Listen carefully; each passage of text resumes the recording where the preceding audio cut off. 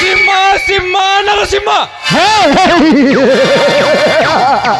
ಲೇ ನರಸಿಂಹ, ಎಲ್ಲೇ ಹುಟ್ಟಿ ಎಲ್ಲೇ ಬೆಳೆದು ನಮ್ಮೂರಿಗೆ ಬಂದು ನಮಗೆ ಸವಾಲು ಹಾಕಿ ಸೊಟ್ಟು ಹೊಡೆದು ನಿಂತಿರುವೆ ಆ ಸೊಕ್ಕಿನ ನರಕುನ್ನಿ.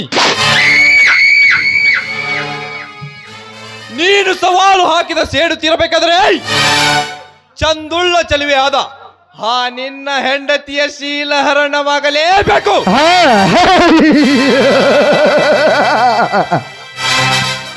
ಪುಂಡನೆಂದು ಪುಡಿದಾಡುತ್ತಿರುವ ಆ ಪ್ರಶಾಂತನ ತಾಯಿಯ ಮರಣವಾಗಲೇಬೇಕು. ಲೇ ನರಸಿಂಹ, ಇನ್ನು ಮುಂದೆ ಹೇಗಿದೆ ನೋಡು ಈ ಗಜೇಂದ್ರನ ಆರ್ಭಟ. ಶುರುವಾಯ್ತು ಮಕ್ಕಳೇ ನಿಮಗೆ ಗೋಳಾಟ.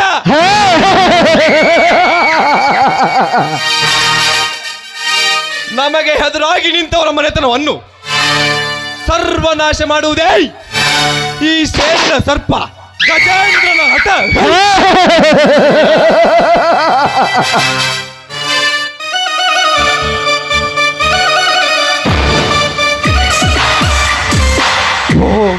ಆ ಪರಮೇಶನ ಹೆಂಡತಿ ಈ ಕಡೆನೆ ಬರ್ತಿದ್ದಾಳೆ. ಬರಲಿ ಬರಲಿ. ನಿಂತ್ಕೋ ಪಾರ್ವತಿ, ನಿಂತ್ಕೋ. ಯಾಕೆ ಶ್ರೀಮಂತ್ರಿ ನನ್ನನ್ನು ತಡೆದು ನಿಲ್ಲಿಸಿದ ಕಾರಣ?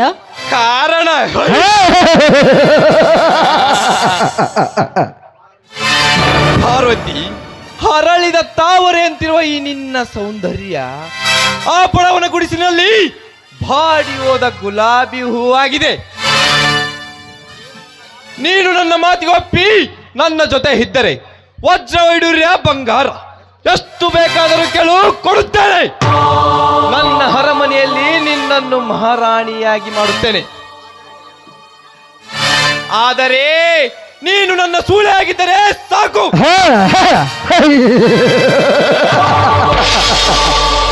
ಸರಿ, ಹಾಗಾದ್ರೆ ನಾನು ಏನು ಕೇಳಿದ್ರು ಕೊಡ್ತೀರಾ? ಏನು ಬೇಕಾದರೂ ಕೇಳು, ಕೊಡುತ್ತೇನೆ. ಹಾಗಾದ್ರೆ ಲಕ್ಷ ಕೊಡಿ. 1 ಲಕ್ಷಕ್ಕೆ 10 ಲಕ್ಷ ಕೊಡುತ್ತೇನೆ. ಬಾಯಿನಾಗ್ ನಾನು ಕೇಳಿದ್ದು ಆ ಲಕ್ಷ ಅಲ್ಲ, ನನ್ನ ಕಡೆ ಸ್ವಲ್ಪ ಲಕ್ಷ ಕೊಟ್ಟು ಕೇಳು ಅಂತ ಹೇಳಿದ್ದು. ಆಯ್ತು, ನಿಮ್ಮ ಮಾತಿನಂತೆ ನಾನು ನಿಮ್ಮ ಜೊತೆಗೇನೆ ಬರ್ತೀನಿ, ನಿಮ್ಮ ಮನೆಯಲ್ಲಿ ಇರ್ತೀನಿ, ಅದು ಅಲ್ಲದೆ ನಿಮ್ಮ ಮಂಚದ ಮೇಲೆ ಸೂಳಿಯಾಗೇ ಇರ್ತೀನಿ. ಆದ್ರೆ ನನ್ನ ಕೂಡ ಕೆಲವು ಕಂಡೀಷನ್ ಇದೆ. ಆ ಕಂಡೀಷನ್ಗಳಿಗೆ ನೀನು ಒಪ್ಪಿದ್ರೆ ಮಾತ್ರ ನಾನು ನಿನ್ನವಳಾಗ್ತೀನಿ. ಕಂಡೀಷನ್ ಏನದು ಹೇಳು.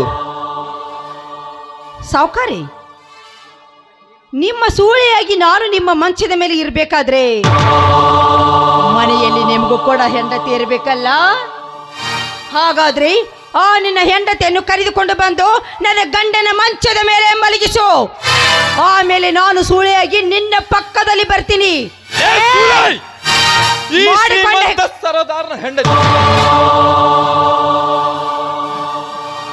ಮಾಡಿಕೊಂಡ ಹೆಂಡತಿಗೆ ನೀನು ಸುಖವನ್ನು ಕೊಡಲಾರ್ದ ಗಂಡಸ್ತನ ಇಲ್ಲದ ಷಂಢ ನೀನು ನನಗೆ ಸೂಳೆಯಾಗಿ ಬಾ ಅಂತ ಹೇಳ್ತೀಯಾ? ಹಾಗಾದ್ರೆ ನೀನು ಸುಖ ಕೊಡಲಾರ್ದೆ ನಿನ್ನ ಹೆಂಡತಿ ನಿನಗೋಸ್ಕರವಾಗಿ ಸಾಕಷ್ಟು ನರಳಾಡ್ತಾ ಇರ್ಬೇಕಲ್ವೇ? ನಿನ್ನ ಹೆಂಡತಿಯನ್ನು ಕರೆದುಕೊಂಡು ನನ್ನ ಗಂಡನ ಹತ್ತಿರ ಒಂದು ರಾತ್ರಿ ಬಿಡು. ಬೆಳಗ್ಗೆ ಎದ್ದು ಕೊಡು ನನ್ನ ಗಂಡ ಹೇಗೆ ಅವರಿಗೆ ಬೆವರಿಳಿಸಿದ್ದಾನೆ ಅಂತ. ಈ ಶ್ರೀಮಂತ ಸರದಾರನ ಹೆಂಡತಿಯನ್ನು ಆ ನಿನ್ನ ಗಂಡ ಬಡ ವಿಕಾರಿಯ ಮಂಚಕ್ಕೆ ಕಳಿಸಬೇಕೇ? ಲೇ, ಗಂಡನ ಪೌರುಷವನ್ನು ಗರ್ವದಿಂದ ಉಚ್ಚರಿಸುವ ಹುಚ್ಚು ಹೆಣ್ಣೆ, ಈ ಸಣ್ಣನ ಗಂಡಸ್ತನ ಎಷ್ಟಿದೆ ಎಂದು ತೋರಿಸಿಬಿಡ್ತೀನಿ. ಹಾರಲೇ ಬಾ. ಒಂದು ಹೆಜ್ಜೆ ಮುಂದಕ್ಕಿಟ್ಟು ನೀನು ನನ್ನನ್ನು ಮುಟ್ಟಲು ಬಂದ್ರೆ ಬರೀ ಒಂದೇ ಒಂದು ಕೂಗನ್ನು ಕೂಗಿದ್ರೆ ಸಾಕು, ಹದ್ದಿನಂತೆ ಹಾರಿ ಬಂದು ನಿನ್ನ ರಕ್ತವನ್ನು ಕುಡಿತಾನೆ ನನ್ನ ಮಗ ಪ್ರಶಾಂತ.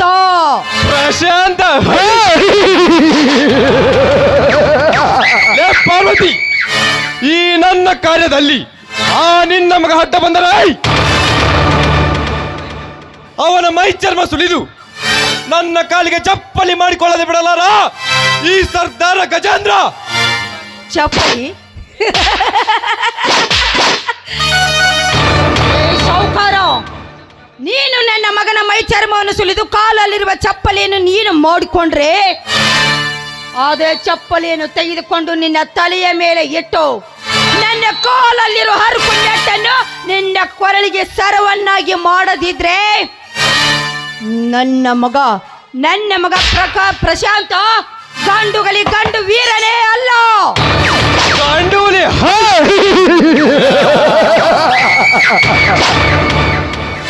ಲೇ ಪಾರ್ವತಿ, ನನ್ನ ಮಗ ಗಂಡೂಲಿ ನನ್ನ ಗಂಡಸೆಂದು ಹೇಳುತ್ತಿರುವೆ ಅಲ್ಲ. ನಾವೇನು ಷಂಡರಲ್ಲವೇ? ಮಾತಿಗೆ ಮಾತು ಬೆಳೆಸುತ್ತಾ ಹೋದರೆ ಹೊತ್ತು ಹೋಗುತ್ತದೆ ವಿನಾ ನಿನ್ನ ಸೊಕ್ಕು ಮುರಿಯುವುದಿಲ್ಲ. ನಿನ್ನ ಈ ಸೊಕ್ಕು ಮುರಿಯಬೇಕಾದರೆ ನಿನ್ನ ಶೀಲಹರಣವಾಗಲೇಬೇಕು. ಬಾರಲೇ ಬಾ, ಬಡಿವಾರ ಹೇಳುವ ಬಂಡಗರ್ತಿ. ನಿಂತ್ಕೊಳ್ಳು. ಒಂದು ಹೆಜ್ಜೆ ಮುಂದಕ್ಕಿಟ್ಟು ನೀನು ನನ್ನ ಮುಟ್ಟಲು ಬಂದಿದೆಯಾದ್ರೆ ಎದ್ದು ಬಂದು ಎದೆಗೆ ಒದೆಯುತ್ತಾರೆ ಈ ಸಮಾಜದ ಗರತಿಯರು. ವೀರಗರತಿಯರು. ಪಾರ್ವತಿ, ಗರತಿ ಗಂಗವ್ವರೆಂದು ನಿಂತ ಎಷ್ಟೋ ಗರತಿಯರು ಗಂಡನ ತಲೆ ಮೇಲೆ ಕೈ ಇಟ್ಟು ಮಾಟ ಮಂತ್ರ ಮಾಡಿಸಿ ನಮ್ಮ ಕೈಗೊಂಬೆಯನ್ನಾಗಿ ಮಾಡಿಕೊಂಡು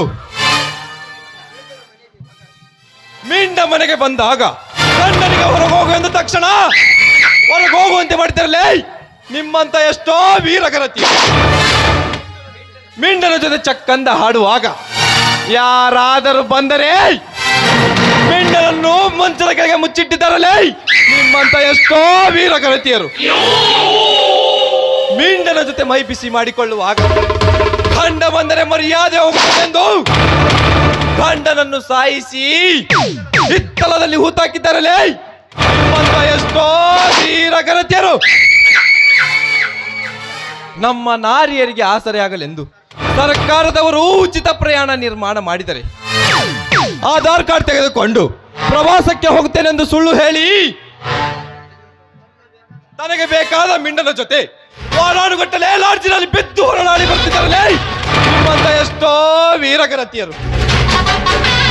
ಮನೆತನಕ್ಕೆ ಆಸರೆಯಾಗಲೆಂದು ಸರ್ಕಾರದವರು ಹೆಣ್ಣು ಮಕ್ಕಳ ಅಕೌಂಟಿಗೆ 2,000 ರೂಪಾಯಿ ಮಂಜೂರು ಮಾಡಿದರೆ ನನಗೆ ಬಂದ ಹಣ ನಿನಗೆ ಏಕೆ ಎಂದು ಗಂಡನ ಬಾಯಿ ಬಡಿದು ಅದೇ ಹಣದಲ್ಲಿ ಮಿಂಡನಿಗೆ ಬಟ್ಟೆಯನ್ನು ಕೊಡಿಸಿ ಬೋನಿಗೆ ಕರೆನ್ಸಿಯನ್ನು ಹಾಕಿಸಿ ಚೈನಿ ಮಾಡಿಸುತ್ತಿದ್ದರಲೇ ನಿಮ್ಮಂತ ಎಷ್ಟೋ ವೀರಗರತಿಯರು.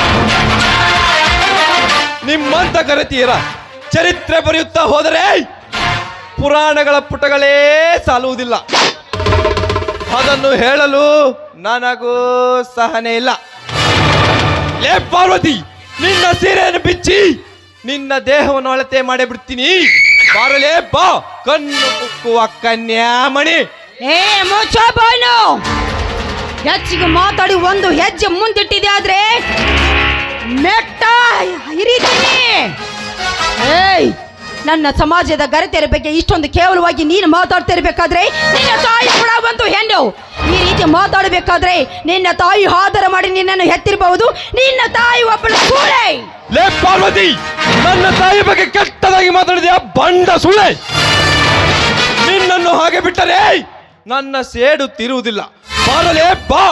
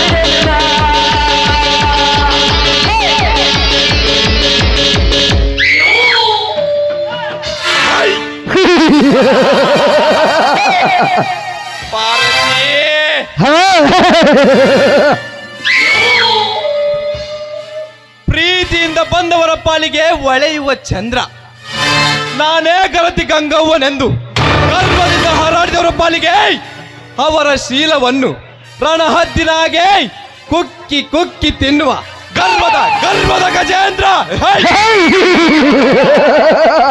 ಅಯ್ಯೋ ಪಾಪಿ, ಅನ್ಯಾಯವಾಗಿ ನನ್ನ ಶೀಲವನ್ನೇ ಹಾಳು ಮಾಡಿಬಿಟ್ಟಿಯಲ್ಲೋ ನೀಚ. ಇಲ್ಲ, ನಿನ್ನನ್ನು ನಾನು ಸುಮ್ಮನೆ ಬಿಡೋದಿಲ್ಲ. ಈ ವಿಷಯನು ನನ್ನ ಮಗನಿಗೆ ತಿಳಿಸಿ ನಿನ್ನ ರುಂಡ ಹಾರಿಸಿದೆ ನಾನು ಬಿಡೋದಿಲ್ಲ.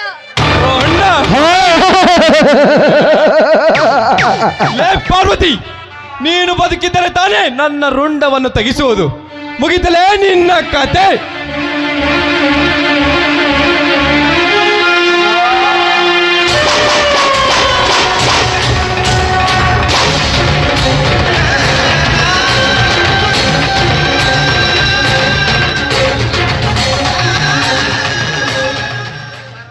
ಲೇ ಪಾರ್ವತಿ, ಹೈ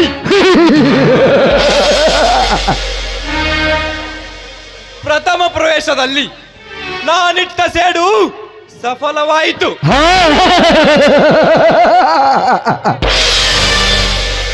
ಇನ್ನು ನನ್ನ ಮುಂದಿನ ಕಾರ್ಯ ನಿನ್ನ ಮುದ್ದಿನ ಮಗಳು ಸೀತಾಳ ಶೀಲಹರಣ. ಬರುತ್ತೇನೆ.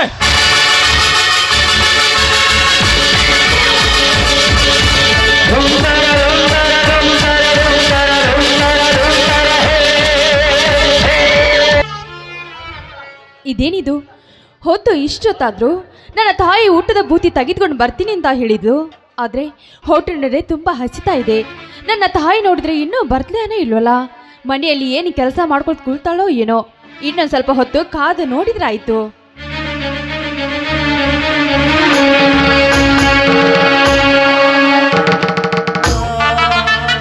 ಅವ್ವ, ಏನಾತವ್ವ ನಿನಗೆ? ಅವ್ವ, ಅಣ್ಣ ಅಣ್ಣ. ತಂಗಿ, ಯಾಕಮ್ಮ, ಏನಾಯ್ತು? ಅಣ್ಣ, ಅಲ್ಲಿ ನೋಡಣ್ಣ, ಅವ್ವ ಕೆಳಗೆ ಬಿದ್ದಿದ್ದಾಳ. ಅವಾಗ ಏನೋ ಆಗೈತಿ, ನೋಡಣ್ಣ ಅಲ್ಲಿ. ಅವ್ವ, ಏನಾಯ್ತವ್ವ ನಿನಗೆ?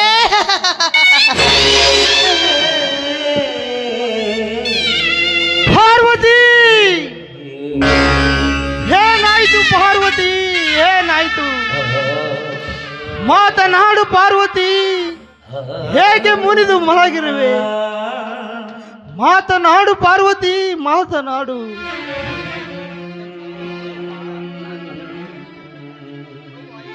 ಅವ್ವ, ಈ ಪ್ರಪಂಚವನ್ನು ನೋಡುವುದಕ್ಕಿಂತ ಮುಂಚೆ ತಂದೆಯನ್ನು ಕಳೆದುಕೊಂಡೆ. ಸಣ್ಣ ವಯಸ್ಸಿನಲ್ಲಿ ತಾಯಿಯನ್ನು ಕಳೆದುಕೊಂಡೆ. ತಂದೆ ತಾಯಿಯನ್ನು ಕಳೆದುಕೊಂಡು ಅನಾಥನಾದ ಈ ತಪ್ಪನಿಗೆ ತಂದೆ ತಾಯಿಯ ಪ್ರೀತಿ ಮಮತೆ ವಾತ್ಸಲ್ಯ ಕೊಟ್ಟು ನನ್ನನ್ನು ಬೆಳೆಸಿದಿರಿ.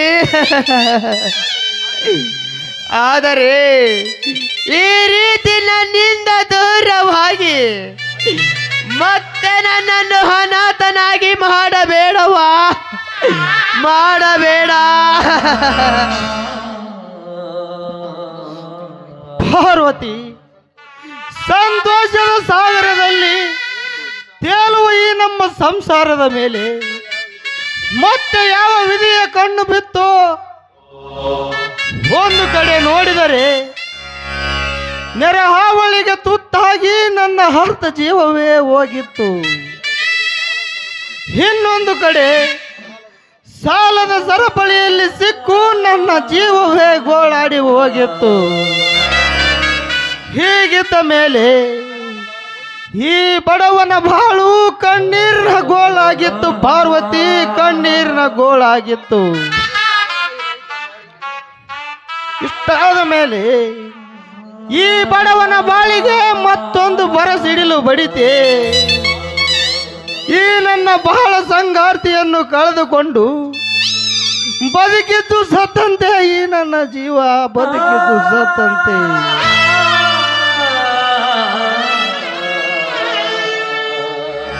ಅಪ್ಪ ತುಕ್ಕಿಸ್ಬೇಡಪ್ಪ, ತುಕ್ಕಿಸ್ಬೇಡ. ಹಿಂಗೇನಾದ್ರೂ ಆದ್ರೆ ಮುಂದೆ ಈ ಮಕ್ಕಳ ಗತಿ ಏನು ಅಂತ ವಿಚಾರ ಮಾಡಿದೇನಪ್ಪ? ವಿಚಾರ ಮಾಡಿದ್ಯಾ ಅಪ್ಪ? ಅವನ ಪರಿಸ್ಥಿತಿ ಈ ರೀತಿ ನೋಡ್ತಾ ಇದ್ರೆ ಯಾವುದೋ ಒಂದು ಕಾಡ ಪ್ರಾಣಿ ಅನಿಸ್ತಾ ಇದೆಯಪ್ಪ. ಕಾಡ ಪ್ರಾಣಿಯೇ ನನ್ನ ತಾಯಿಯನ್ನು ಕೆತ್ತ ತಿಂದಿರ್ಬೇಕು ಅಂತ ಅನಿಸ್ತಾ ಇದೆಯಪ್ಪ. ಕಾಡಿನೊಳಗಿರುವ ಪ್ರಾಣಿ ಅಲ್ಲ ತಂಗಿ, ಇದು ಊರಿನೊಳಗಿರುವ ಮಾನವ ಪ್ರಾಣಿ. ಆ ಪ್ರಾಣಿ ಯಾರೆಂದು ಪತ್ತೆ ಹಚ್ಚಿ ಅವನ ಸಿರ ಕಡಿದು ಬಂದು ನನ್ನ ತಾಯಿಯ ಶವ ಸಂಸ್ಕಾರ ಮಾಡುತ್ತೇನೆ. ನಿಂತ್ಕೋ ಪ್ರಶಾಂತ.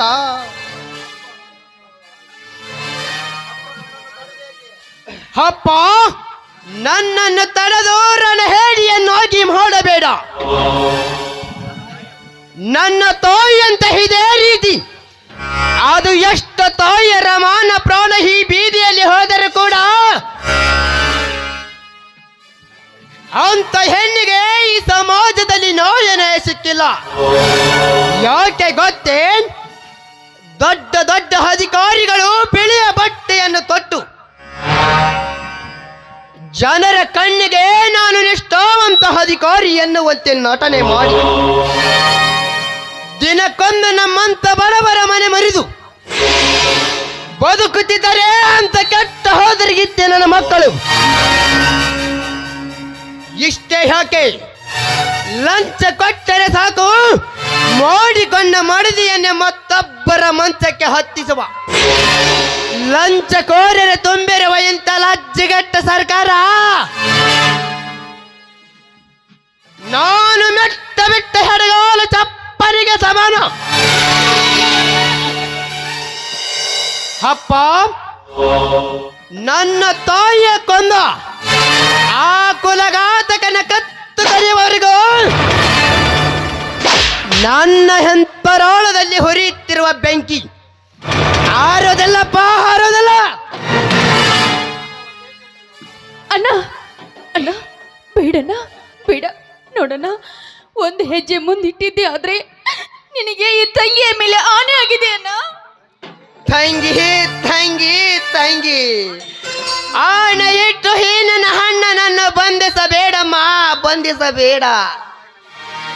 ಅಣ್ಣ, ಈಗಾಗಲೇ ತಾಯಿಯನ್ನು ಕಳೆದುಕೊಂಡು ತಪ್ಲೆಯಾಗಿ ಕಣ್ಣೀರಲ್ಲಿ ಕೈ ತೊಳ್ತಾ ಇದ್ದೀವಿ ಅಣ್ಣ.